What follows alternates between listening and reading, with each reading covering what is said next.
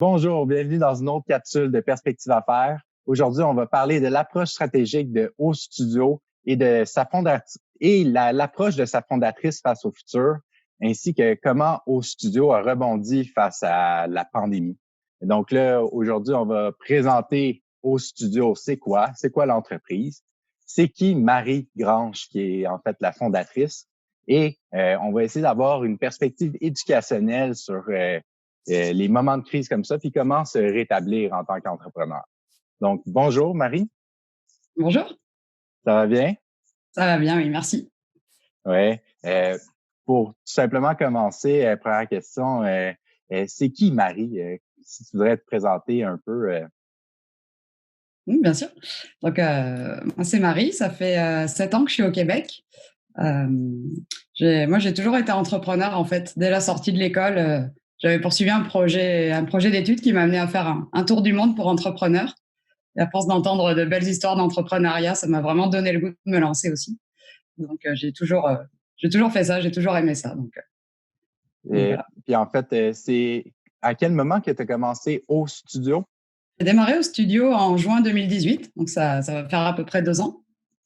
Et juste avant ça, en fait, je faisais des mandats de développement d'affaires pour des entreprises, plutôt des petites structures qui avaient créé de nouveaux produits, qui voulaient les lancer sur le marché, qui ne savaient pas trop comment s'y prendre. Donc, moi, je faisais des mandats, puis l'idée, c'était vraiment de lancer les produits, souvent de façon originale, parce que les budgets sont toujours limités quand on se lance en affaires, surtout pour les petites structures. Donc, voilà, je travaillais dans beaucoup de domaines différents, puis c'est ça. C'était plutôt du développement d'affaires créatif, on va dire. OK. Mais ça reste c'est très stimulant, puis ça Oui, doit vraiment. avoir beaucoup aidé pour le lancement de O Studio aussi. Oui, Puis voilà, au exactement. studio en tant que tel, pour mieux comprendre un peu, c'est quoi la mission de Au Studio? OK. En fait, au studio, déjà, c'est un espace qui est situé dans le Myland, sur le boulevard Saint-Laurent. Et en fait, moi, je voulais vraiment un espace pour pouvoir réunir les gens. Je l'avais fait un peu quand je faisais déjà des mandats de développement d'affaires. Je participais à beaucoup d'événements de réseautage. Puis, je trouvais qu'on pouvait toujours aller plus loin dans la façon de créer du lien entre les gens. Donc, moi, j'ai toujours été motivée par ça. J'ai toujours aimé ça. Donc, j'ai créé mon propre espace pour pouvoir le faire. Et puis à l'intérieur de cet espace-là, soit je crée mes propres activités, avec toujours en tête voilà, de créer du lien, de faire en sorte que les gens se parlent. Le but, c'est que les gens soient le moins possible sur leur téléphone. C'est vraiment un côté très humain et très convivial.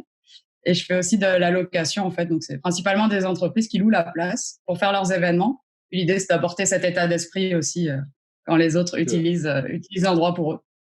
Puis en fait aussi, tu fais un peu un rôle d'organisatrice aussi. Si jamais ils ont besoin d'aide, tu fournis ton aide, c'est ça? Puis Oui, voilà, exactement. Je m'adapte vraiment aux besoins. est-ce que tu as une équipe qui te supporte là-dedans? Est-ce que tu as une équipe? En fait, pour être tout à fait honnête, j'ai pas mal lancé ça toute seule. Donc c'était un gros défi. L'événementiel, c'est des bonnes heures de travail. Ouais. Après, j'ai eu des gens pour m'aider ponctuellement quand j'avais besoin.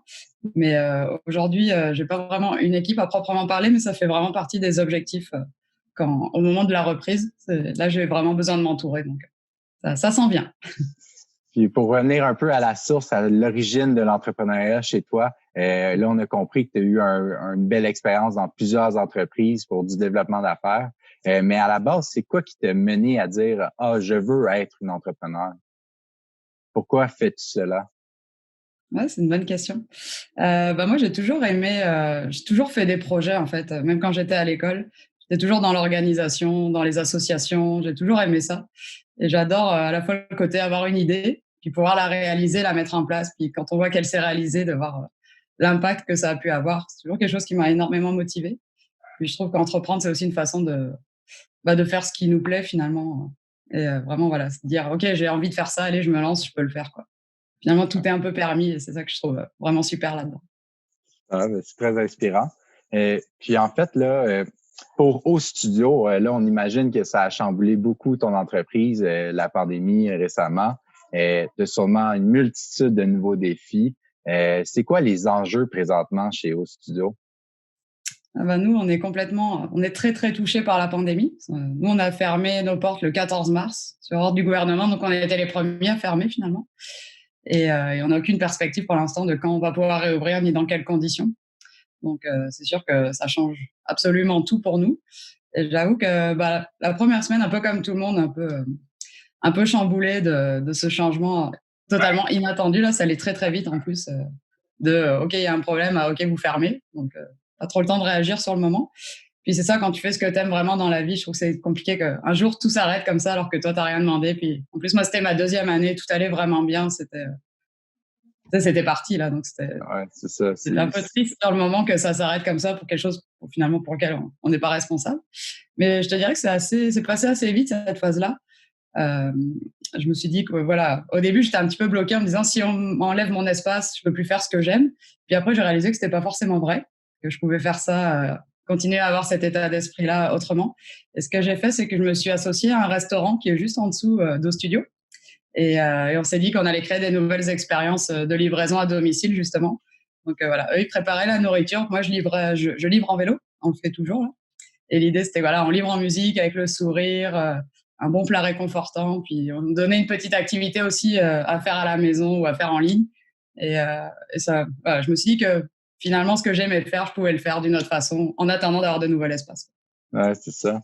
Donc, c'est tout simplement le studio est fermé, mais après ça, tu t'es réinventé assez vite pour pouvoir continuer à faire ce que tu aimes. Hein? C'est ça? Ouais, voilà, exactement. Puis en fait, donc là, pour summariser un peu ton approche pour rebondir, là, toi, ça a été de vraiment complètement changer de perspective, puis aller à fond, aller trouver des nouveaux collaborateurs, puis se relancer comme ça. Mais tout ça, ça doit être un gros stress sûrement. Puis en fait, comment tu te sens le matin quand tu te réveilles face à tout ça? Okay. Bah, en fait, aussi bizarre soit-il, je me sens bien. Puis c'est une période aussi surprenant soit-il qui est assez agréable pour la bonne raison que les gens avec qui je me suis associée sont des gens avec qui je m'entends extrêmement bien. Et finalement, moi qui n'avais pas de collaborateurs encore dans mon projet, là, ça me permet de travailler avec des collaborateurs. On partage les mêmes valeurs, on a toujours des idées ensemble. À chaque fois, on se dit, OK, qu'est-ce qu'on peut faire de nouveau? Puis allez, on le lance. Et ça, c'est vraiment très agréable de pouvoir travailler en équipe avec des gens sont aussi motivés que moi, qui ont besoin de s'en sortir. Les restaurants, c'est un peu comme l'événementiel, c'est pas simple. Donc voilà, ce côté, trouver une équipe justement avec qui je partage beaucoup de choses, ça a vraiment beaucoup changé ma perspective justement. Tu m'as un peu dévancé dans ta réponse. En fait, qui sont tes joueurs stratégiques puis comment tu les as identifiés? Ben là, on voit un peu ta perspective là-dessus. C'est eux qui travaillaient avec toi à la base. Ben là, ils sont devenus encore plus importants. Puis c'est peut-être même devenu les moteurs de tes nouveaux services. Oui, c'est un peu ça, dans le sens où je travaillais déjà un petit peu avec ce restaurant-là. Ils étaient comme mon traiteur. Mais eux, ils venaient de démarrer, donc on était au début de notre relation. On apprenait à se connaître finalement. Et puis, c'est ça, quand on s'est posé ensemble pour se dire finalement qu'est-ce qu'on fait. Puis on a eu cette idée de faire de la livraison autrement. Puis là, on vient de décider d'ouvrir un comptoir à emporter où c'est pareil, on essaie d'apporter une ambiance différente pour toujours donner un petit peu de bonheur aux gens autrement, tu vois. Donc, voilà, on s'est assis ensemble. Puis, en fait, quand les idées émergent comme ça, c'est tellement agréable. Donc, puis suite à tous ces chamboulements-là, en fait, est-ce que tu as un peu une idée de des nouveaux projets futurs ou des nouvelles opportunités que tu as cernées que tu aimerais poursuivre au studio? Mm-hmm. En fait, c'est ça, j'ai aussi profité de cette pause-là je travaille quand même pas mal, mais j'en ai profité pour faire des formations aussi, prendre du temps pour moi, regarder justement ce que je pouvais ajouter. Donc, moi, depuis le début d'O Studio, j'avais vraiment envie de lancer aussi une programmation pour entrepreneurs, que j'avais commencé à faire, mais pas assez. Donc là, j'ai commencé à faire des événements en ligne. Donc, moi qui suis plutôt partisan de réunir le monde en physique pour créer du lien, c'était juste inimaginable de faire ça en ligne. Puis finalement, voilà, comme tout le monde, j'ai essayé, je me suis adaptée et je me suis rendu compte que certes, il y a des expériences qui ne peuvent pas se créer en ligne, mais on peut quand même faire plein de choses intéressantes. Donc voilà, j'ai fait cette partie-là en ligne qui me plaît bien, donc qui permet de faire vivre aussi le truc. Donc en attendant de ne pas pouvoir le faire en physique, on va continuer en ligne. J'ai fait aussi l'expérience de faire un team building en ligne pour une entreprise. Okay. Donc là, c'était encore aussi en partenariat avec le restaurant. On a livré en fait chaque employé. C'est pour un party de crabe. Donc chacun a eu une recette au crabe à la maison. On a livré toute la journée. Et puis le soir, je me suis connectée sur Zoom. Puis on a fait toute une activité team building avec l'équipe. Et c'était vraiment cool. Ça aussi, je pensais pas que. En plus, avec des gens que je connaissais pas du tout.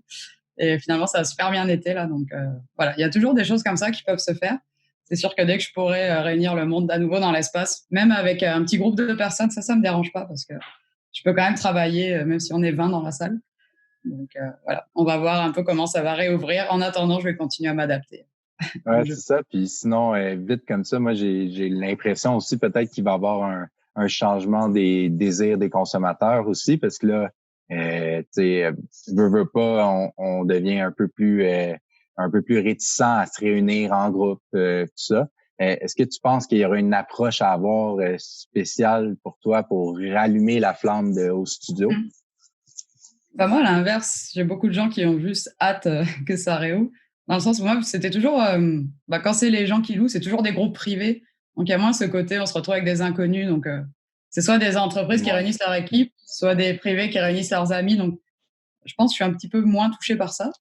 Puis quand moi, j'organise une soirée, bah, c'est sûr qu'on respectera ce qui nous est dit. Mais je sais pas comment dire, ça reste, c'est pas des gens qui viennent comme ça au hasard. Ils savent qu'ils viennent là. Puis, donc, il y a un état d'esprit peut-être un petit peu différent aussi qui fait que les gens attendent. Mais c'est sûr qu'on s'adaptera aux règles qu'on va nous fixer là. Super. Puis en fait, la dernière question, un peu une question beaucoup plus large, un peu, tu pourrais y répondre comme tu veux un peu, mais entrepreneur à entrepreneur, là, quels sont tes conseils? Où tu vas chercher ta motivation justement pour affronter le futur comme tu fais avec un sourire, tu sais? Mmh. Ça, moi, je suis passionnée par la relation humaine, donc moi, je vais la chercher à travers les gens. Je me suis rendu compte à quel point c'était important d'avoir des gens inspirants autour de soi. Je le savais, c'est pas faute de l'avoir dit aux autres, mais je me suis rendu compte qu'en lançant mon projet, je l'ai fait justement vraiment dans mon idée à moi. J'étais en contact avec les gens pendant les événements, mais pas en tant qu'équipe. Et là, encore une fois, le fait de vivre ce que je suis en train de vivre en ce moment avec le restaurant, qui s'appelle le Caribou Gourmand d'ailleurs. Et c'était vraiment mettre le doigt là-dessus sur le fait qu'avoir une vraie équipe, des vrais partenaires avec qui on s'entend bien et on peut justement, quand il y en a un qui est un peu plus down, on peut se remonter le moral, ça fait vraiment une différence. Et après, un autre conseil, quelque chose que j'ai constaté, ça, moi, j'ai toujours fait les choses, je travaille fort et j'ai toujours j'ai toujours été assez occupée là. Je suis capable d'en prendre beaucoup. Mais je commençais déjà à organiser des événements sur le slowpreneuriat. Je sais pas si ça te parle. Mais c'est comment voilà ralentir aussi un petit peu parce qu'on en fait toujours beaucoup quand on est entrepreneur. Et ça n'a pas été. J'ai eu souvent la discussion avec les entrepreneurs, mais j'avais jamais réussi à me l'appliquer. Moi, j'avais vraiment des gros horaires, puis des fois prendre jamais de jour de congé, travailler tard le soir et tout ça. Et là, j'ai réalisé à quel point c'était important d'avoir aussi du temps pour soi et d'avoir un rythme plus normal aussi de travail. Ça fait une très grosse différence pour moi. Et là, j'avais attaqué 2020 beaucoup trop fort, puis justement sans équipe. Et peut-être que finalement, s'il n'y avait pas eu cette pandémie, je serais allée dans le mur parce que justement, à un moment, c'était trop cette vague-là. J'en ai pris conscience en m'arrêtant. Et je me dis que quand je vais reprendre, ça, il faudra que ce soit différent. Puis le fait de l'avoir vraiment expérimenté, là, ce sera plus de la théorie. Ça ferait Ouais, vraiment partie des choses qui seront importantes pour moi. Et voilà. Je sais que c'est difficile, on est tous pareils, puis on a toujours une grosse liste de choses à faire. Mais prendre une pause et s'arrêter pour faire autre chose, ça fait vraiment du bien. Puis c'est ce qui fait qu'on est beaucoup plus créatif aussi. Donc, ah ben c'est quelque chose que je retiens. c'est plein de points vraiment intéressants, puis différents qui sortent du lot. C'est certain que prendre son temps, revoir les choses, prendre un pied de recul. Puis en plus, dans une situation que toi, tu as affronté un méchant gros défi, là, que Mm. l'entreprise, c'est terminé, là, les sources de revenus. Fait que c'est vraiment intéressant quand ton approche par rapport à ça, puis inspirant. Mm. C'est tout à ton honneur. Si l'on veut suivre ton aventure, c'est où qu'on peut te trouver? Alors, il y a le site internet, c'est Ostudio, donc ça s'écrit oztudio.com. Il n'y a pas de S, c'est toujours la petite. C'est oztudio.com. Donc, soit sur le site internet, soit sur la page Facebook du même nom. Donc, j'ai aussi un compte Instagram, mais là, il y a un peu moins d'événements, donc il est un peu moins alimenté en ce moment. Je suis aussi OK. sur LinkedIn, si les gens veulent me suivre et en voir un petit peu plus sur mon parcours aussi. Je fais pas mal de bénévolat aussi à droite à gauche. Je fais du mentorat, je suis dans le comité aussi pour la mesure STA, là, aussi un travailleur autonome. Donc voilà, je suis très impliquée dans plein de choses. Donc sur LinkedIn aussi, c'est un bon moyen pour ceux qui veulent connecter.